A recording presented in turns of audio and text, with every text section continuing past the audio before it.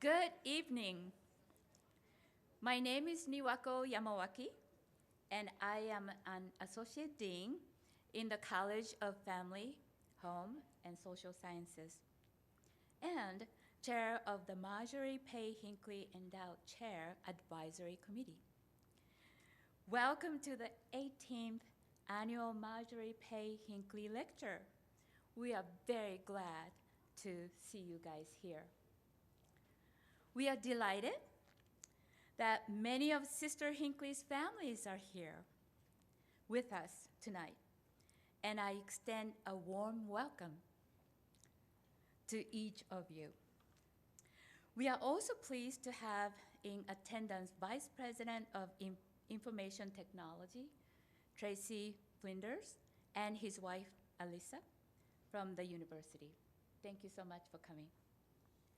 Before we begin, I would like to express gratitude to all those who have helped make this evening possible.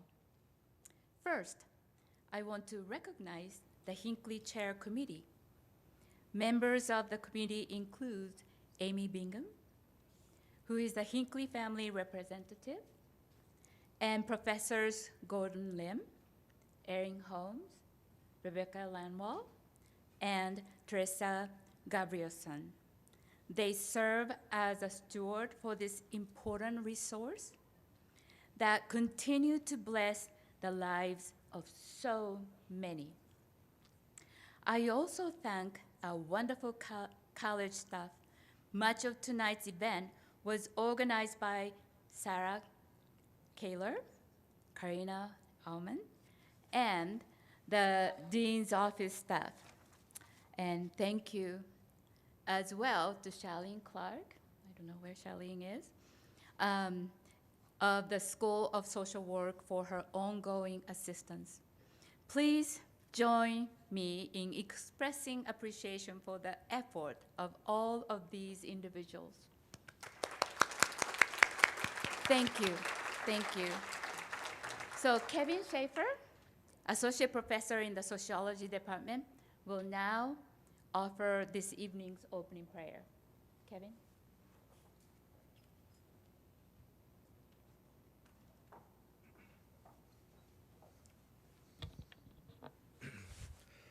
Our Father in heaven, we're grateful to come together today to listen to this important talk on this important topic from Dr. Moffitt. We pray that thou might bless her as she delivers her remarks tonight. We're grateful for this university, for the opportunity to learn and to teach and to research in an environment where we also have the gospel of Jesus Christ as part of our environment. We pray that thou might watch over each of us tonight and that we might learn from Dr. Moffitt, that we might take away from this talk important information about this critical topic. And we pray that we might have our hearts and minds open so that we might not only learn these academic things, but that we might also be open to being more compassionate and more empathic around the topic of mental health. And these things we pray for and give thanks for in the sacred name of Jesus Christ. Amen.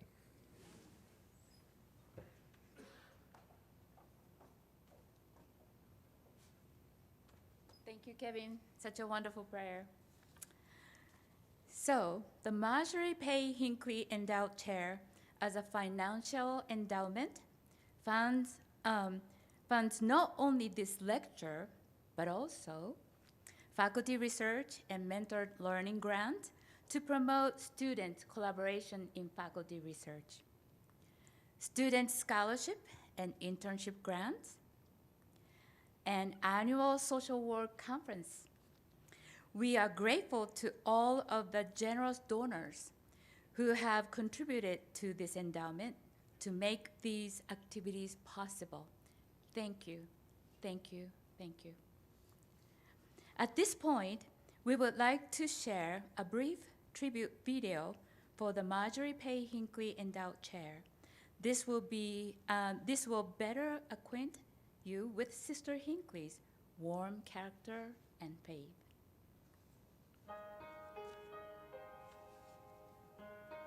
On April 29, 2003, the Brigham Young University College of Family, Home, and Social Sciences announced the establishment of an endowed chair in the name of Marjorie Pay Hinckley.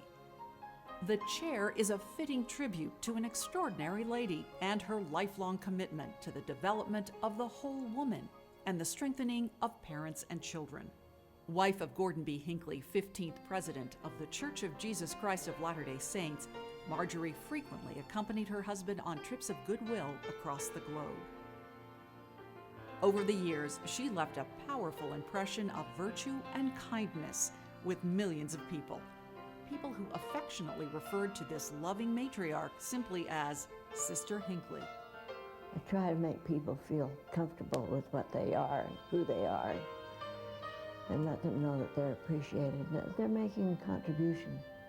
They are. People generally are good. In the church or out of the church, people are good. It was in the spring of 1937, as America struggled in the grip of the Great Depression, that Marjorie Pay married Gordon B. Hinckley in the Salt Lake Temple. But in spite of economic challenges, Sister Hinckley faced life with the bright outlook that would eventually become one of her trademarks. Just before the wedding, Dad confessed to Mother that his total net worth consisted of a $150 savings account, and that perhaps they should postpone their marriage until he could accumulate enough to support her. In her typical cheerful way, she exclaimed, "All I was expecting was a husband. And now I had $150 as well." I was thrilled.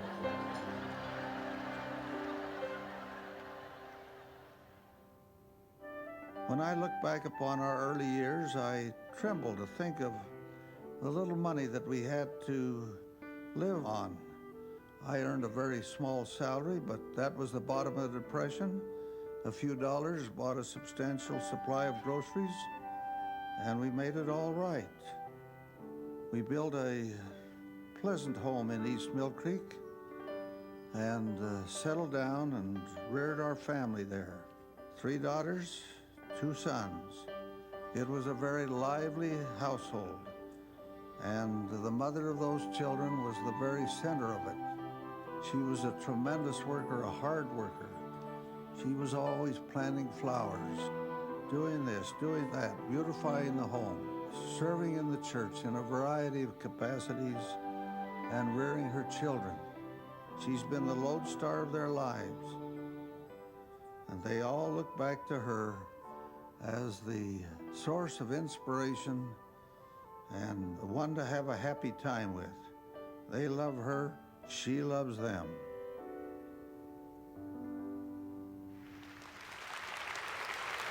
A central figure in her own family, Sister Hinckley also became a champion for the family both here and abroad.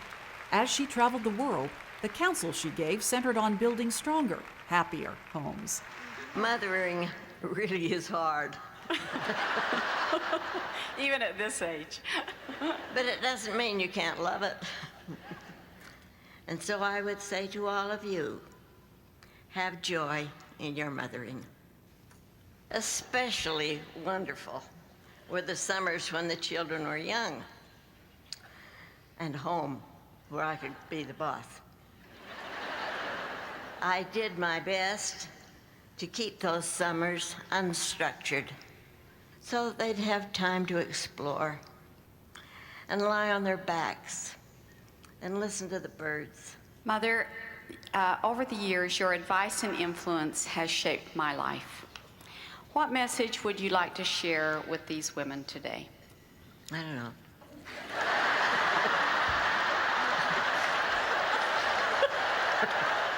Don't worry, I've got it written here. My advice is to be the best person you can be. Profound, isn't it? Although her impact on those around her was profound, it was Sister Hinckley's sense of humor that many recognized as her most endearing trait. one that was manifested consistently in her relationship with her husband. We learned long ago that you can't take life too seriously. You just have to laugh your way through. I love this dear companion of mine. We've been at it a long time, and to her I give all the credit for the virtues of our family, including our children and our grandchildren and our great-grandchildren. She holds a very bright spot in their hearts, as do I. And my love for her extends over a very long period of time, and I expect it will go on forever. The quiet conviction shared by President and Sister Hinckley held throughout the church that a loving bond uniting husband, wife, and children is one of the cornerstones of a strong society and a stable world. Yet statistics showing the disintegration of the family are alarmingly common across the globe. Divorce, neglect, abuse, abortion, addiction, sorrow, and despair, it would seem, are running rampant worldwide. But to the ever-optimistic Marjorie Pay Hinckley, these problems presented opportunities to make a difference. Her answers were rooted in love, compassion, and a desire to uplift others.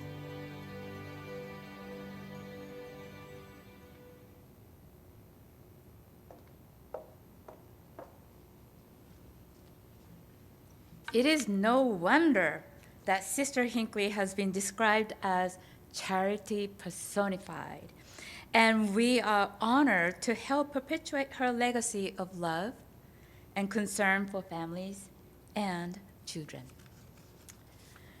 Becky Lanwall, Associate Professor in the Psychology Department and Neuroscience Center, will now provide a formal introduction of Dr. Terrie Moffitt, who will deliver tonight's Marjorie Pay Hinckley lecture. Becky.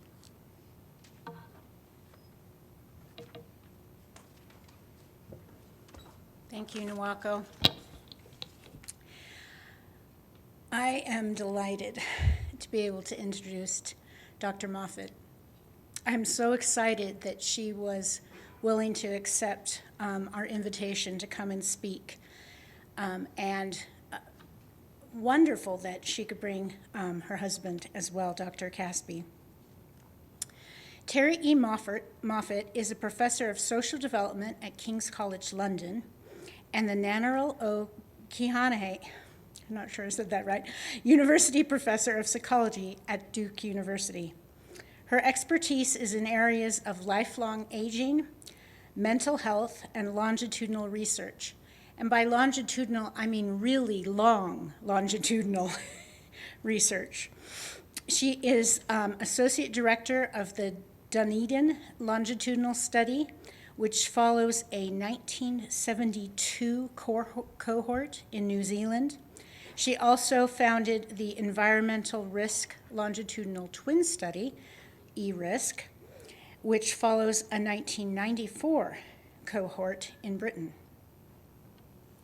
She has a great number of honors, including 2 national boards in the United States and 1 in Switzerland, of which she's the chair. She's also been elected fellow.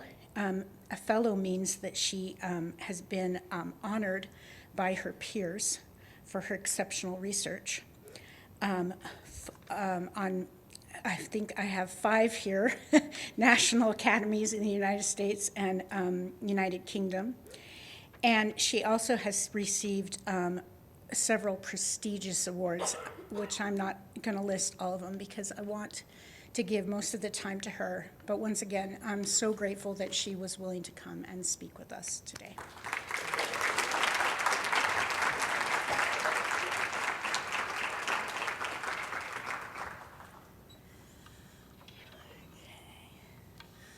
Hello, everyone, and thank you so much for being an audience face-to-face. Can you believe it?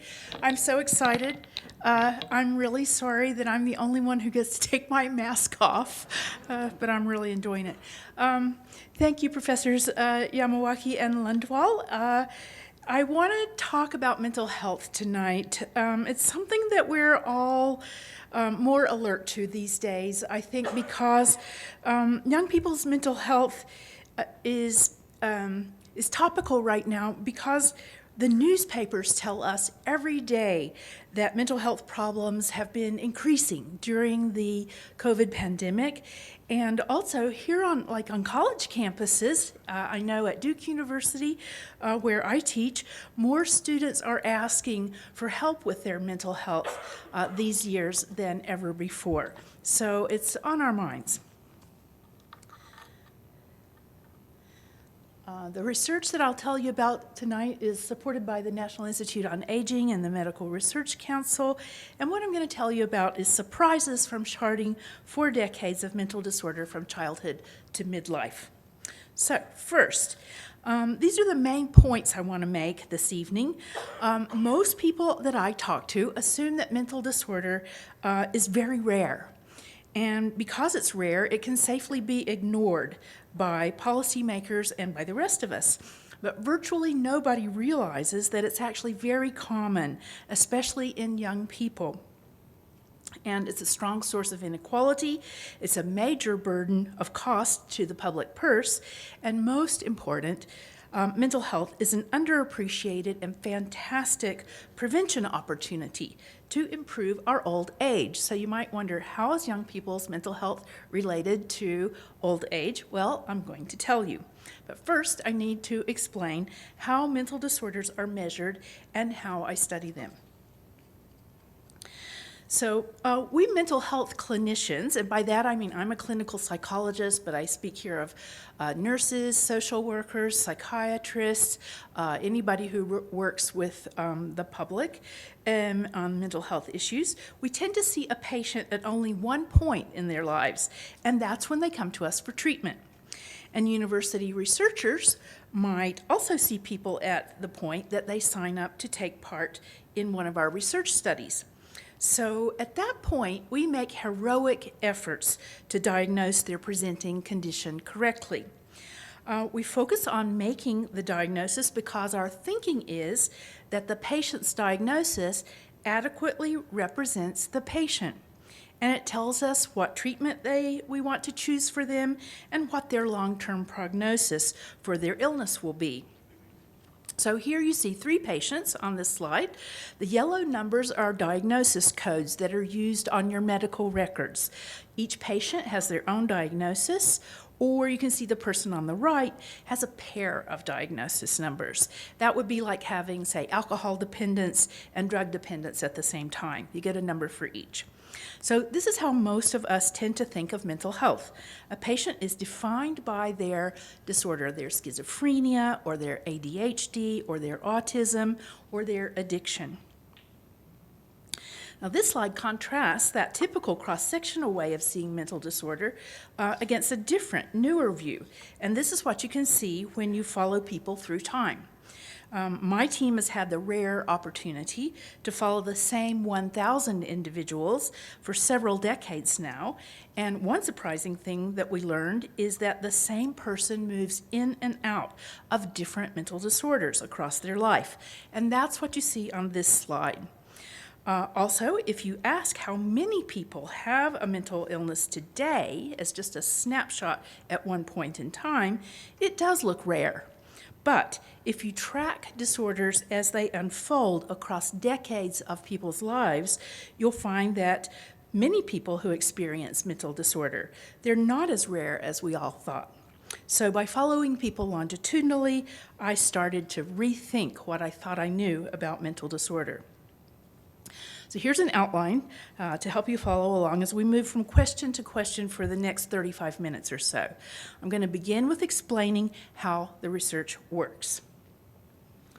So I'll be telling you about a longitudinal study that takes place in New Zealand, down at the bottom of the world. It's called the Dunedin Multidisciplinary Health and Development Study. So here's the design of the study. It began in 1972 as a birth cohort of all the babies born in one city. Ethnically, they're of white European background. Down on the left-hand side of the slide, you see the ages at which each study member came into our clinic for a full day of assessment and data collection. We've seen them on 13 occasions since they were babies. Down at the bottom, you can see that most recently we followed them up in 2019 at age 45, and at that time 94% of them took part. So it's really important to note at this point that people with mental disorder have not dropped out along the way. They're still represented in the data I'll show you today. I'm going to illustrate the design by introducing you to two of the study members. I have permission to show these photos of the study members during our lecture or for teaching purposes, but not to record them to post them online. So our cameraman is not going to record this part. So you're meeting a brother and a sister born at the same time in 1972. These are non-identical twins. It's not a study of twins. There just happens to be this one pair of twins. And here they are at age 45 when we saw them last in 2019. And here they are when we saw them at age 38 and 32 and 26. At each of these ages, each study member came into our clinic for a full day of assessment. Here they are at 21, 18, 15, and this is to tell you that this is when I joined the study. So you can see me there interviewing one of the children at that time, 1985. So here they are at age 13. Awkward age, isn't it? We're all glad we made it past then. Age 11, 9, 7, 5, 3, and as little newborns. So the Dunedin study is by now the longest running study of mental disorders worldwide. It's survived 4 editions of the American Psychiatric Association's diagnostic manual. Here you see the covers of the manuals. This is the book that doctors in many countries use to assign those diagnosis code numbers to each patient's medical record. Now, in fact, the Dunedin study was the first study to use a standardized diagnostic assessment to measure mental disorder in children, and that started at age 11 in 1983. So the data that we collected gave us the chance to ask, how many people ever get a mental disorder? So on this slide, you see the 16 mental disorders that were assessed in the study every time we saw the children since they were 11. Mental health practitioners organize mental disorders into 3 families of disorder. So on the left-hand side, I think that's right, left, yes. On the left-hand side, you see the externalizing disorders, and that family contains ADHD, conduct disorder, and different kinds of substance dependence. And then in the middle, you see the internalizing family. It's mainly depression, different kinds of anxiety disorders, and eating disorders. And then on the right-hand side, you see the thought disorders family, which is schizophrenia and mania and OCD. Clinicians, just went forward too fast. Clinicians interviewed each study member privately at each age using a standardized interview protocol. And to get a diagnosis, one of these 16, a study member had to meet formal criteria, and we also required evidence of impairment. So the disorder had to interfere with their function at home, taking care of their children or their family, at school with studying, or at work. We also documented corroboration of key symptoms by asking informants who knew the study members well, mainly friends and family members. So, how many people had experienced a mental disorder ever during this study? 85%. 85% of the cohort had onset of a disorder by age 45, and you can see that in the dark purple bar on the left. Now, on the right, you see the prevalence at each of those ages, from 11 to 45, and the past year prevalence looks as if it's going down a little bit at the older ages, Part of this, sadly, is that people with mental disorders tend to die young, from suicide, from overdoses, from accidents, and also from physical diseases as well. Now, you're probably wondering, is the Dunedin cohort the only study to show this extremely high lifetime prevalence rate of disorder? Is there something terribly wrong with New Zealanders, or terribly wrong with the way that Absalom and I have done our research? One of the things that we did was to look at other studies from other parts of the world. So first, let's look at the treatment data. That's up at the top of the slide. You see the bars in light blue. These are data from Denmark, the Danish National Treatment Register.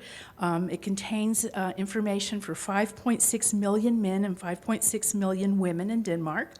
And every time they receive any services for mental disorder or any treatment, it's recorded in that register. 35% of the Danish population has been treated for a mental disorder, either in primary care or as an outpatient or inside a hospital. But it's well known that most people who have a mental disorder don't ever get treated. Very few do, in fact, make their way into treatment. So that's got to be an undercount. So next we looked then at the darker blue lines that you see the bars in the middle. Those are from the World Health Organization's mental health surveys, where they knock on doors and interview thousands of people in the population of each country. And they report that 50% of the population has had a mental disorder at some time in their lifetime. But these surveys rely on older respondents, and they ask them to try to remember their mental health over their entire life. And we know that many respondents forget that they had symptoms of disorder some time ago in their younger days. If you had mental disorder in your younger days, you would want to put it behind you and forget it and move on, and people do that. So again, this is another undercount. And down at the bottom, you see in the yellow bars, these are data from 5 longitudinal cohort studies that have carried out repeated diagnostic interviews in the United States and in Switzerland and in New Zealand. They counted up the lifetime prevalence of mental disorder as it accumulated going forward as people grew older.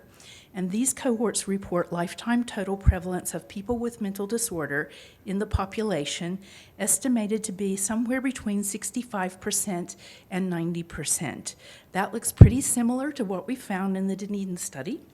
What we know is that the studies that started youngest and that had the most waves of frequent assessment report the highest lifetime prevalence rates. So this all makes sense. But the bottom line is the Dunedin study estimate of lifetime prevalence of mental disorder is not an outlier worldwide, and it's probably correct. So I like to tell my students who are young and fresh and undergraduates just starting their college education, if you stay mentally well your whole life, you're not normal. If you've not had your experience of mental disorder yet, it's probably coming to you. So hardly anyone in this room tonight will live out their whole life never having some brush with a mental disorder. It's a sobering thought to think about, but it's good to take on board. So what's the implication of this for how the general public understands mental illness? That is, mental disorder affects almost everyone eventually. We know that some skeptics claim that very high prevalence is an excellent example of how psychiatry must be overdiagnosing people, that the field of psychiatry and the diagnostic manual medicalizes the normal ups and downs of an ordinary life. But I want you to just remember that all the diagnoses in our study involved impaired functioning at home, at school, or at work, and the mental health problems of our study members were corroborated by their family members and friends who knew them well. So high prevalence doesn't need to mean that there's low significance for our health. If it did, think about because the prevalence of obesity has been rising during the obesity epidemic the last 20 years, we would say now that being obese is trivial and doesn't any longer put your health at risk or make you at risk for a heart attack. But that's not true. Just because obesity has become increasingly common doesn't mean it's not still something to worry about health-wise. So what we're really hoping is that if the public realizes that sooner or later everyone will have a brush with mental health problems, this recognition would reduce the stigma against mental illness. And then if there's less stigma, then that ought to promote more people to feel safe to get treatment and get it sooner. So let's return to our outline. So is having a first disorder as a teenager important? So first we ask, at what age do most people experience their first disorder? Now, in the Dunedin cohort, about 35% were diagnosed by the study by age 15. Remember, we saw them when they were 11, 13, and 15, interviewed them on 3 occasions. And you see that bar on the left. And then another 25% were diagnosed by age 18. So that totaled up to about 60% of the population who had onset of some kind of a mental disorder as a child or an adolescent. So we first reported this in 2003. It was pretty shocking to everyone at the time, but it's now been replicated around the world, and a paper appeared just this month with something like 150 other studies that have found the same thing. So is early onset of disorder a warning sign of more disorder to come? And the answer is yes. Now this chart shows you that early onset predicts more subsequent years of disorder in a life. Each column is a wave of the study, starting with on the left with age 11, and the darker purple color equals more waves of the study with a subsequent diagnosis. So on the left, you see the study members who had the youngest onset tended to have disorder at 4, 5, 6, or 7 subsequent assessments in the Dunedin project. And this chart shows that study members with early onset also tended to experience more different types of diagnoses over their lifetime.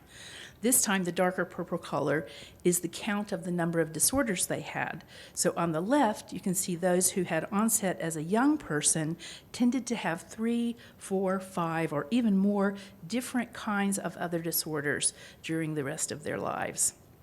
The important point here to take away from this is that some people will have a mental health history that starts young, lasts a long time, and includes many different disorders, whereas other people will have a mental health experience that starts later in life, that comprises only a brief episode, and maybe just one diagnosis.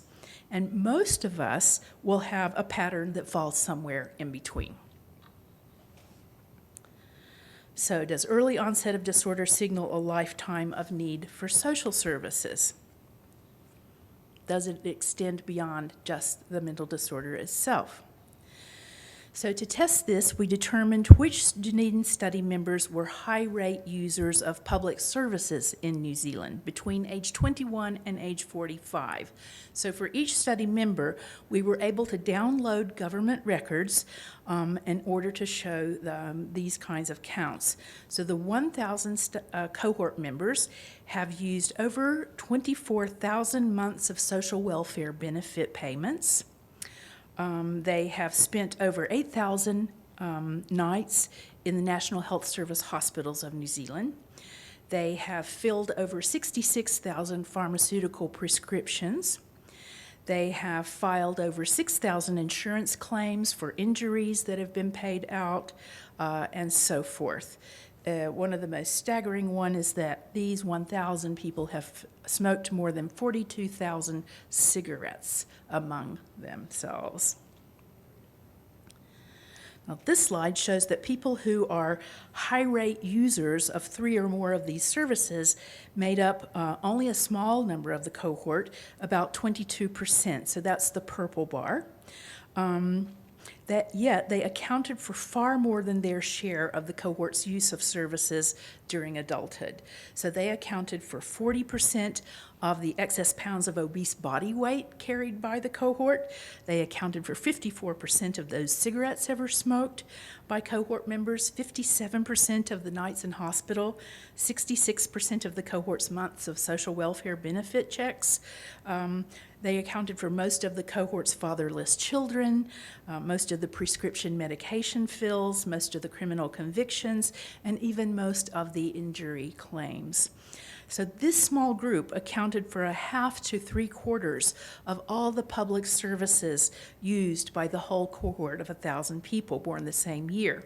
They make a very big footprint on their country's budget. And last year, we replicated these findings in the Danish registers of service use. So this is true not just in New Zealand, but in other countries as well. And at the moment, we're getting access to the Norwegian registers, and so we'll be able to test if that's true in Norway. I think it will be. So this slide brings that back around to mental health. It shows that among the cohort members who were in that high-rate user group of 3 or more of those services in their adult lives, 80% had their first mental disorder before age 15. That's the group on the far right. And so what this means is that people who have mental disorder as an adolescent are at very high risk of going on to become very costly to the public purse and to their families as adults. So do people accumulate different diagnoses over decades of their lives? What if people don't stick with their one assigned diagnosis and veer off and develop diagnoses in those other families? So do they accumulate different diagnoses over decades of their lives? This is an important pragmatic question because so much of our work as mental health care professionals is diagnosis-driven. We have specialist clinics for depression, specialist clinics for ADHD, for substance abuse and addiction. We even have clinics for cannabis, clinics for alcohol, clinics for other drugs. We have specialist clinics for psychosis and so forth. Within that, we have specialist treatment protocols that are tailored for specific diagnoses. And we even have scientific journals that just cover one disorder for research purposes. So what I'll show you now is one of the most surprising findings to me, which was that across 4 decades of life, our cohort members moved in and out of internalizing, externalizing, and thought disorders. So I'll unpack this slide for you because it's a little complex. Down at the bottom, you see in the black, those are the study members that passed away, died during the course of the study, this black row. In the gray, those are study members who were missing because they were not able to take part in one of the interviews. So at any particular time, they might have missed out. At the top, in the green, you see periods when the study member was well. Most people started off well in early life. There at 11 to 15, most of the study members show as green going across the chart. But as time passed, fewer and fewer of them were left as still well, not ever having experienced a mental disorder. Then to represent the disorders they had, blue is internalizing disorder family, violet is the externalizing disorder family, and orange is the thought disorder family. And the blended colors then represent times when a person had multiple families of disorder. For example, the dark purple shows people who had both internalizing and externalizing at the same time. And that would be like having alcohol dependence and depression together at the same time, which is pretty common. Now, over these 4 decades, people had lots of different disorders. At different times, they moved between the types of disorders in patterns that looked near random to us. the data point to something that could be like, this is a hypothesis, could be like a hydraulic process. Maybe some people have a general vulnerability for psychopathology, and it flows through a person's life like an underground river, and at different times in life, when they encounter a lot of stress, it bubbles up to the surface. But each time it could take the form of a qualitatively different symptom picture, and they could get a different diagnosis. So maybe, it's possible that this huge confluence of disorders happened because we were interviewing people living out in the community. So many people have asked us, does it really apply to patients that doctors see inside clinical settings? So we identified the 70 members of the Dunedin study cohort, 70 out of 1,000, who had been treated as an inpatient in a hospital for mental illness or in an alcohol or drug rehab center as an inpatient. And of these 70 patients, no two of them followed the same sequence. So the picture that you see here for these 70 patients means that even among serious cases who are found in clinical settings, they're highly likely to cross to a different diagnosis if you see them again just a few years later. Now, again, we check to see, is this something unique to New Zealand or does it happen elsewhere in the world? The pattern of changing disorders is not limited to New Zealand. Something similar was also reported from Denmark's nationwide electronic medical records of treatment for mental disorders. So this paper appeared in JAMA Psychiatry a couple of years ago. The conclusion of it was that over a 10-year period, among several million Danish citizens, people switched diagnosis very often, and every mental disorder was associated with an increased risk of later getting every single one of all of the other mental disorders. So you had equal risk for getting any other kind of disorder later on. Doesn't seem to follow much of a pattern. It seems pretty random. So what are the implications of this kind of thing? For treatment, first of all, we know now that mental disorder typically onsets by adolescence, and if it does, it persists for decades thereafter, and it's really important, that means, to treat young people effectively. And take it seriously. We used to think that teenagers were supposed to have difficulties and we should leave them alone and they would grow out of it. And we do want to take a healthy view of all of this and a skeptical view, but we also want to take disorders seriously if they turn out to be impairing and if they're damaging the teenager's reputation with friends and family. Second thing we learned is very few adults develop mental disorder for the first time in midlife. So if you're a mental health professional or training to be one, your adult patients probably had different disorders in the past before you meet them, and they do that even if they don't remember them. And they may also have other disorders coming to them in the future. The third thing was treatments cannot just stop at addressing the current presenting symptoms. So we have to also build a patient's skills for maintaining their mental health for years into the future. And, of course, it's really important to treat the presenting symptoms. To give the patient relief, they need relief now.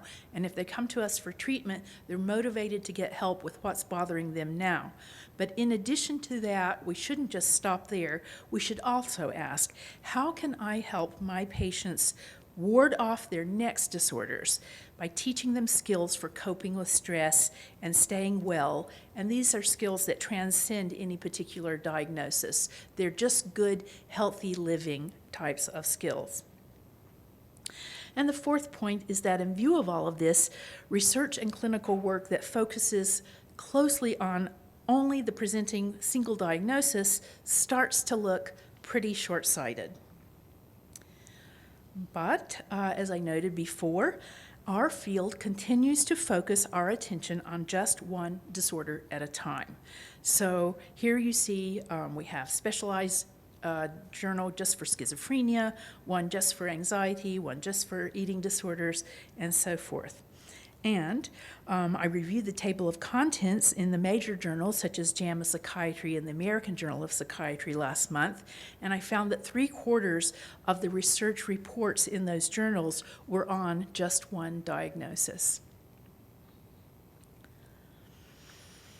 So how does young people's mental health relate to their aging years later? I said I would get around to that, and here we are.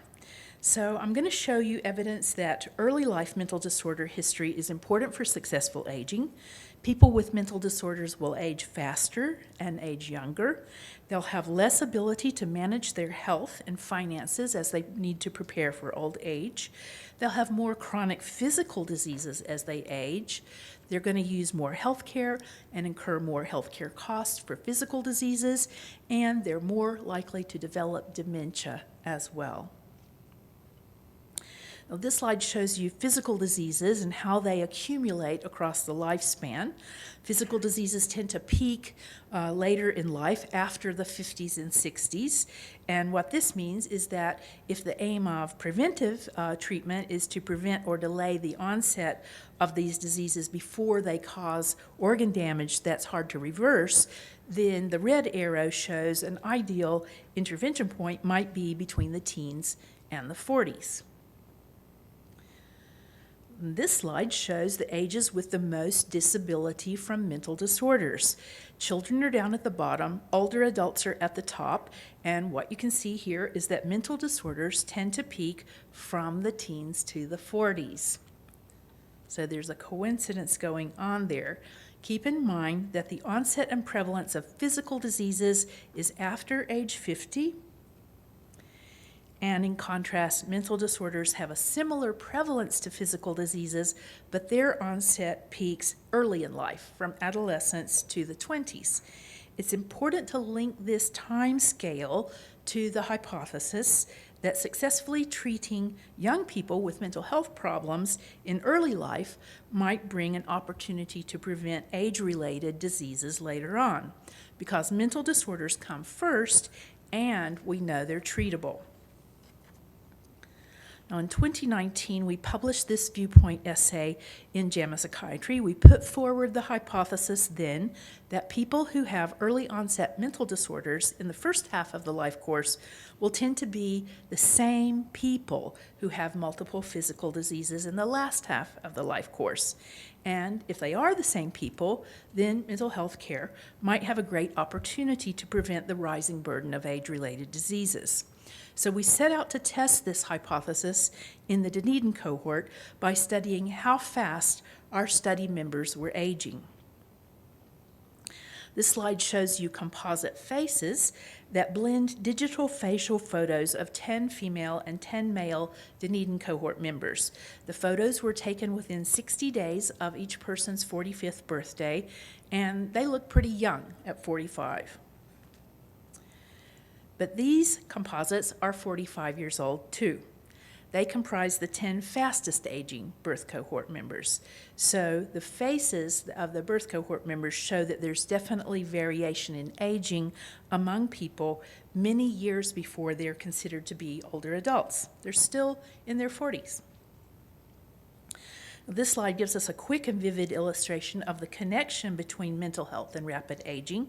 These photos show the fastest versus the slowest aging 20% groups of study members, and they're more than 0.8 standard deviations apart. That's about as far apart as men and women are on our average height on their history of mental disorder. That's a very large effect size for psychology. I don't really have any other examples in my career of such a large effect.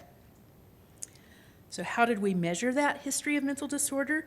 You will remember that we had those 5 decades of repeated mental health assessments in the Dunedin study, and we used those to build a composite measure to summarize each study member's mental health history over their entire life. The people with the oldest faces had oldest looking faces had younger age of onset of their first mental disorder, greater number of different diagnoses accumulated over their lives, and the longest number of years duration living with mental disorder. Now, we wanted to achieve more precision in measuring aging than just looking at facial photographs, although those photographs are pretty compelling. But to achieve more precision, we constructed a longitudinal measure of the pace of biological aging of each person in the Dunedin study. Now, we followed what gerontologists were saying about their operational definition of aging. They define aging as the gradual, this is kind of the gradual, progressive, coordinated deterioration of our physiological integrity across multiple bodily systems. So this is decline across our organ systems that is synchronized and is happening simultaneously and gradually inside all of us. So in contrast, if you have a spell of illness, a physical illness, that's a sharp, short change, and you tend to recover from it and change back. But aging is more of a gradual slide in your physical function. Now, in the Dunedin study, we had been tracking 19 biomarkers of physical function in organ systems since the 1,000 study members were in their 20s, and you see all of these here, from their teeth to their liver, to their lungs, to their heart, and we had been tracking them that long. We began by checking that the study members did indeed age gradually on these biomarkers. And I'm going to show you 4 examples. This is called mean VO2 max. It's a measure of cardiovascular fitness, and it's taken on an exercise bicycle. It declined steadily from age 26 to 32 to 38. People got worse and worse on this. And I'm really sorry I haven't updated this slide to include age 45, but I hope that you'll trust me to say that the cohort's mean fitness on the exercise bike keeps on getting worse. Sad. This part of the talk makes me sad. The cohort mean lung function also declined from age 26 to 32 to 38, so their lung capacity got smaller and smaller. And mean blood pressure rose steadily from 26 to 32 to 38. So this is in the whole population what's always happening. And we see the same pattern for pre-diabetes testing, which is HbA1c, and it rose steadily, 26 to 32 to 38.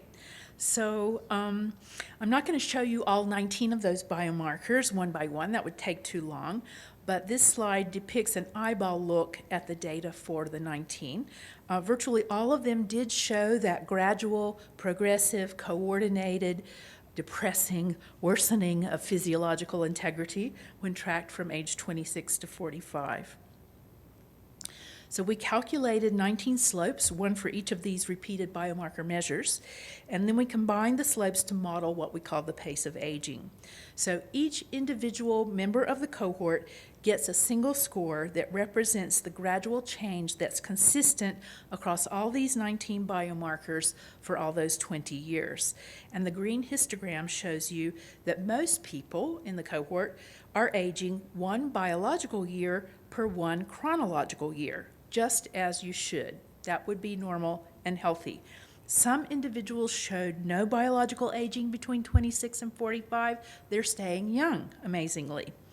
And then other cohort members over there on the right-hand side of the tail show that they were aging, some of them as much as 2 years biologically per chronological year. So they're on an accelerated aging track.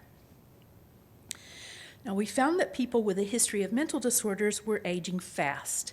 If you look at the very top orange bar there, it shows the measure of each person's biological pace of aging from age 26 to 45 using those 19 biomarkers. And that's that bar shows you the data for the people with longer history of mental disorder. It also shows you that people with mental disorder are developing other age-related problems already by age 45. They're developing hearing problems, like detecting how can they detect one person's speech in a room with a lot of background noise, something that, as we grow older, becomes more difficult for us. They have vision problems, like detecting visual contrast. This is why many older people have falls, because they don't see the edges of steps very clearly. They have problems with their balance, problems with their motor skills, and problems with cognitive abilities such as episodic memory. So we had already assessed all these measures when the study members were still young and healthy. So what you're seeing plotted in the length of these orange bars is actual decline with age.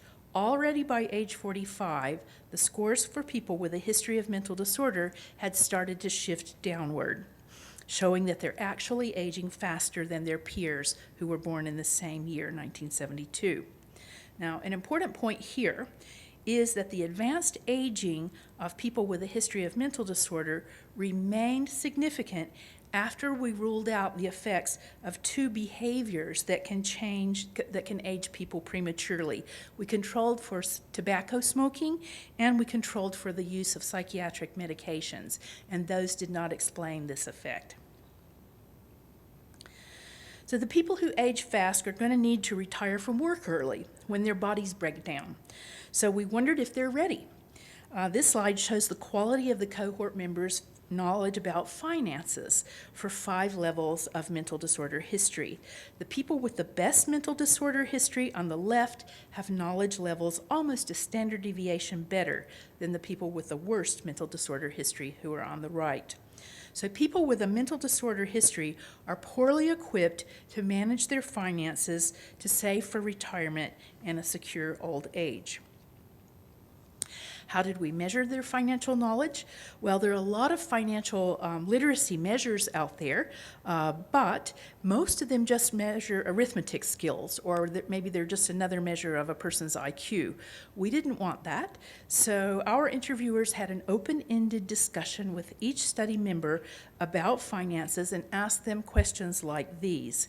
And here you see the questions were meant to ask what the study member understood about principles like compound interest, how to spread risk across a financial portfolio, what inflation does to your savings account, and so forth.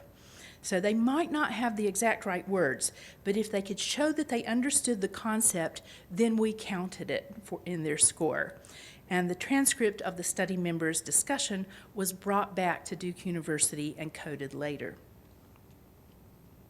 We measured their health knowledge in the same open-ended way. We had the interviewers discuss with each study member topics such as why it's important to know your family's medical history, or why you ought to get your blood pressure checked, or what are the benefits of getting a good night's sleep. And so we, again, recorded their responses and coded them later. And here you see people with the worst mental disorder history on the right knew very little about health. They were poorly equipped to manage their own physical health in later life. So we saw they were aging fast already by their late 40s. They were not equipped to manage their health, and we expect that they will not fare very well as they grow older. So how does young people's mental disorder relate to the physical health of the population later in life? In the last study I'll show you, we're going to leave the Dunedin cohort behind, and for this project we accessed administrative registers of medical records for the whole population of New Zealand. So we tested our hypothesis that early life mental disorders and late life physical diseases tend to happen to the same people. We defined our study population in the New Zealand National Registers in this way. We took all people born between 1928 and 1978. There were 2.3 million of them. We observed their medical records from 1988 to 2018, going back 30 years. Each treatment encounter is dated. And the age period that was covered then by this population was age 20 to age 90. And we designated the first admission for a mental health treatment for any of these disorders as our index event, so substance abuse, psychotic disorders, mood disorders, and so on. And then we tested for subsequent later onset during that 30-year period of any of these chronic physical diseases, so coronary heart disease, gout, COPD, diabetes, cancer, and so forth. What's important to note is we were able to control statistically for cases where maybe a person had been treated already for a physical illness at a date before their first mental disorder treatment. And here are the results. The purple bars show the prevalence of subsequent physical disease for people who had a prior mental disorder. Blue is the rate of physical disease for people who didn't have any mental disorder history. So every chronic disease we studied was elevated for people who had a mental disorder years earlier. That applied to gout, lung disease, diabetes, stroke, heart disease, even cancer. And it wasn't just schizophrenia or alcoholism that predicted physical diseases. Every mental disorder we studied posed about the same risk, whether it was substance abuse, psychosis, mood disorders, neurotic disorders, or even self-harm.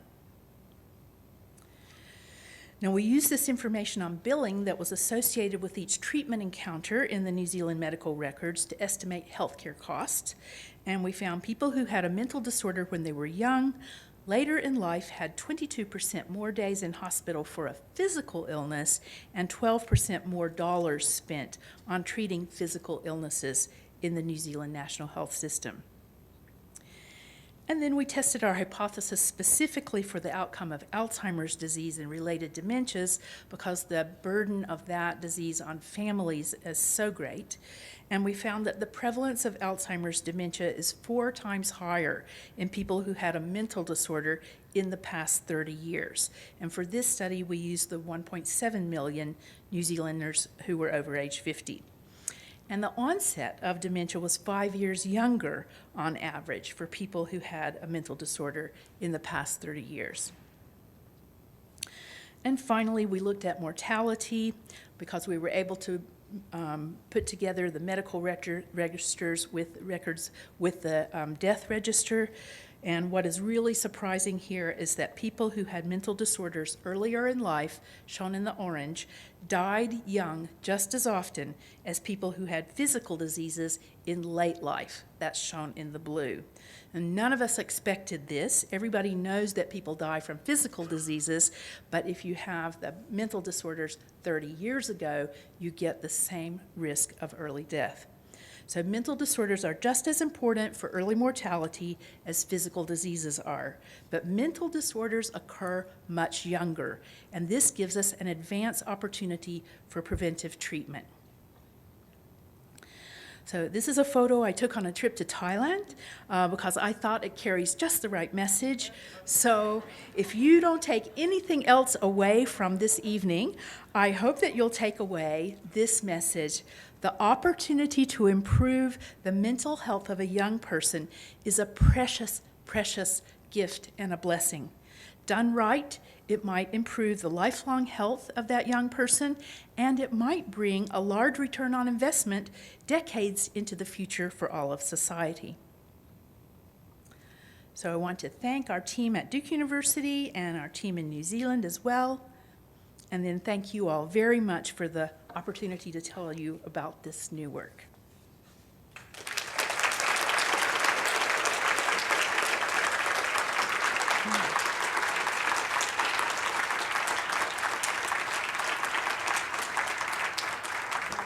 Thank you very much, Dr. Moffitt. I learned that it is very important for us to tackle the mental illness early age, and we have to fight with the stereotype that, for example, in our church, we said that if you have a faith, great faith, then you won't have mental illness. I don't think so. So we have to fight and protect our children, and I think that is our responsibility. Thank you very much. So we now have about maybe 10 to 15 minutes for a few questions from the audience. Please provide your name and where you are from before you ask your question. And please keep your question brief. We have students who are roving with microphones so you can be heard. So please raise your hand, and I will leave it to Dr. Moffitt to acknowledge a few of you to ask your questions. Go ahead. Does anyone have a comment or an experience to share? Yes, back there. I just have a quick question. Judge Lynn Davis, I'm from here in Provo. Hello, Judge. My question is, were the testers ever tested? The staff of the research Yeah. group the evaluation over time? No, why Huh? do you ask? Well, just curious. Okay, thank you.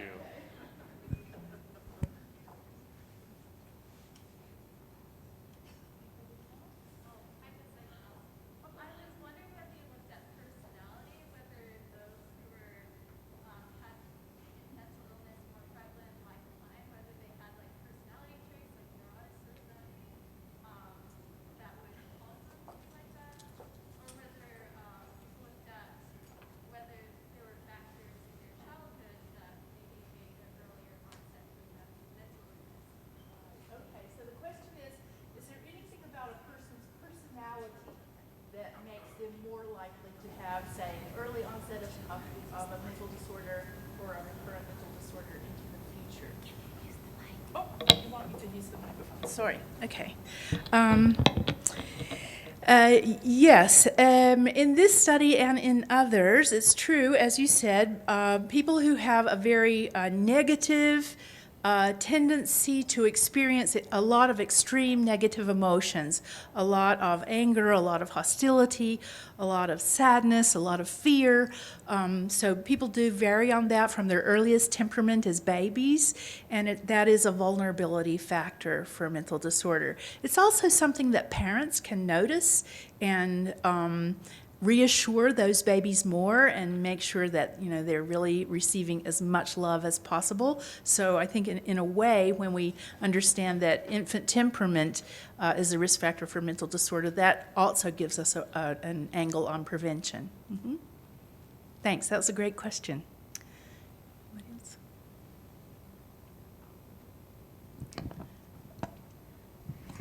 My name is Bailey, and I was wondering, just as someone that has a lot of these things, if there was something that you saw cohorts, members of the study do that had multiple mental health disorders, was there anything that improved them? Because I mean, I don't think this is a message of doom and gloom, but it is, I wouldn't want to end up aging really quickly. Were there things that, not that that's that bad, but. Right. Well, there's every kinds of things that you can do. And so, unfortunately, because this whole idea that you need to not just treat the current symptoms, but actually help people plan for the future and to sustain their own mental health and happiness in the future is kind of a newish idea. We don't have a name of a therapy worked out for that yet, but it contains things such as identifying the triggers that happen in your life that will harm your mental health, and so that you can watch for those and be aware. It contains things like anticipating ahead if there are going to be stressful life events coming your way, like exams, or, in my age group, we know our parents are going to pass away, and that when we lose our mothers and fathers, it's a vulnerable time for us. So you can be aware of those and start preparing. Taking care of sleep and exercise and diet, those kinds of things. So there's everything that you can do. And a lot of our study members have totally turned their lives around. That's a different talk, and it's much more uplifting. But yeah, what you need is just to have your head up and have advance warning. So many of us try to think, oh, mental health problems are for others. This will never happen to me. I don't need to think about this. And I'm my message is, it's coming to all of us, so we should be thinking about it, and prepare to be resilient. Personal relationships, that's the one I forgot, is to make sure that you keep your personal relationships healthy so that when you need help, you have people that you can reach out to. Yes? So my question was, I noticed that your study started from about the point of DSM-2, correct? Mm-hmm. And now we're at DSM-5. Mm-hmm. So my biggest question is, how do you standardize, measuring mental illness, especially when the criterion for diagnosing changes between each DSM as it's updated? Yeah, this is a tricky thing for a longitudinal study because you want to be able to test, to track how people change over time, which means that if you were measuring something like height, you would use exactly the same ruler, every time, so that you could check how people are growing. But with mental health, they keep changing the definition on us, and we've always had to change our definition to suit the one that is in the diagnostic manual at the time. There are some disorders where there hasn't been much change, like depression has been depression for the last 50 years. The symptoms have been pretty much the same. But there are other disorders that have really changed a lot, like they keep changing the definition of alcohol abuse, how you define that over and over. So we sort of have had to flow along with it, but it's not ideal.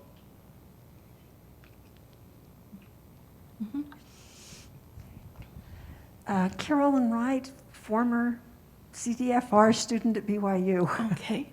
And as I'm sitting here wondering if you've ever tracked disorders in parents and in parenting, and how that would affect, the child throughout life. Do they then pick up the same disorders, and at what rate? Those kinds of things. Thank you.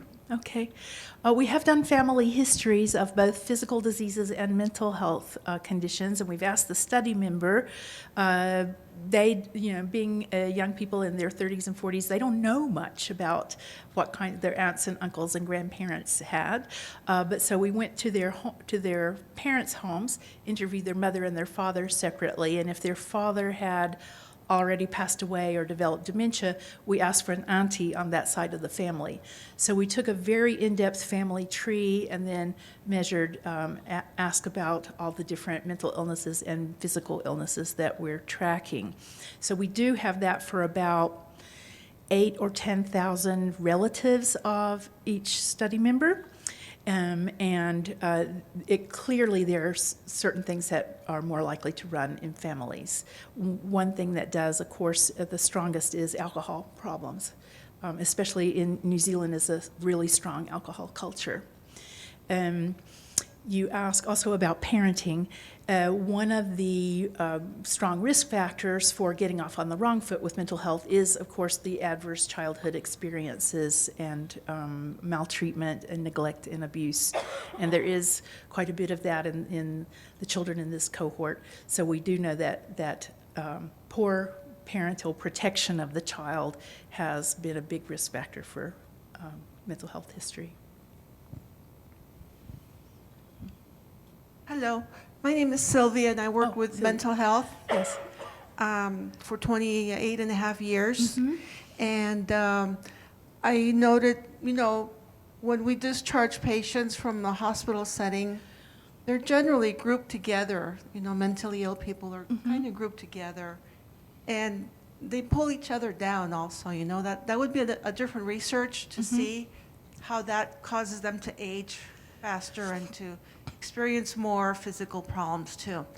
And when we look at guidelines for keeping ourselves healthy, for having a healthy lifestyle, exercise, sleep, healthy diet, and those big general social relationships, social connectedness. Yes, and when we look at the social relationships, we really need to hang out and teach the mentally ill populations to seek environments where it's a peaceful environment.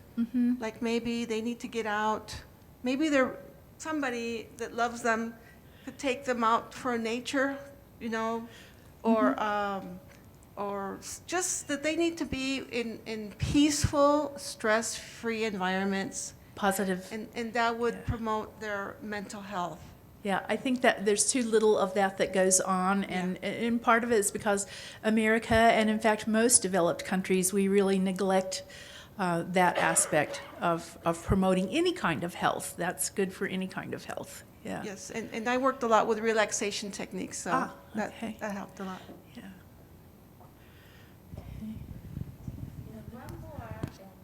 Thanks. I was hoping I'd get Doug Gale, a clinician. Hello. An old clinician.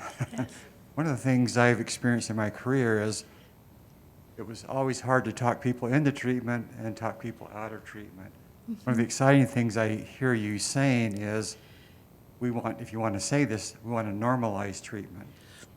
And that it's the more treatment that's available and the more kinds of treatment that's available, we can accept it, and then we can ultimately do better with mental health and physical health. Just maybe your comments about what some of the goals of your studies are. Yeah, maybe not drawing such strict lines between mental health and physical health, because now we see that they really are just happening to the same people at the different places of the life course. So that's a kind of a new thing that we can realize and understand. There are more steps in a life stages or steps in a sequence. And I also think in response to, as you said before, with better environments, one of the things that we tend to do because of stigma of mental health is that no one wants to be around people who have had mental health treatment, or they become lonely and socially isolated and they don't have other kinds of friends. So if we all could accept that mental health is something that happens to so many of us, and it needn't drag us down, for the rest of our lives, but it's a normal kind of thing, with less stigma, we'd be more compassionate and more welcoming. So I think that would go a long way to improving how people with a serious mental disorder are accepted by society and not rejected. All these things are, of course, easy to say, much easier to say than to do. But so many experienced clinicians here that know more than I on that. Okay. Thank you very much. Wonderful, wonderful comments. Thank you. We're going to stay here. Thank you so much, Dr. Moffitt. As a reminder of your visit to BYU, Brigham Young University, we prepared a gift for you. Wow. Oh, here. I'm sorry. It was here.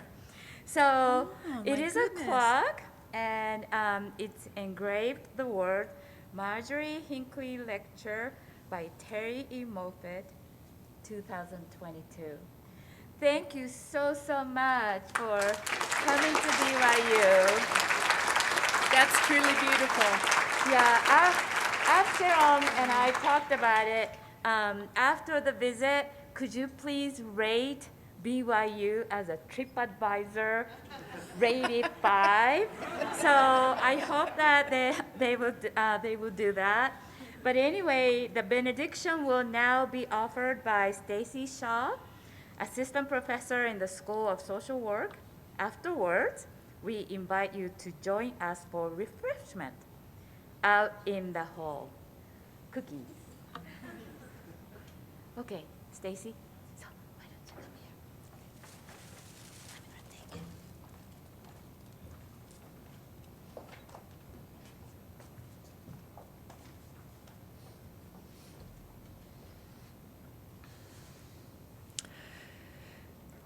Our dear Father in heaven, we're grateful for this evening, for the chance that we've had to come together and learn more about mental health.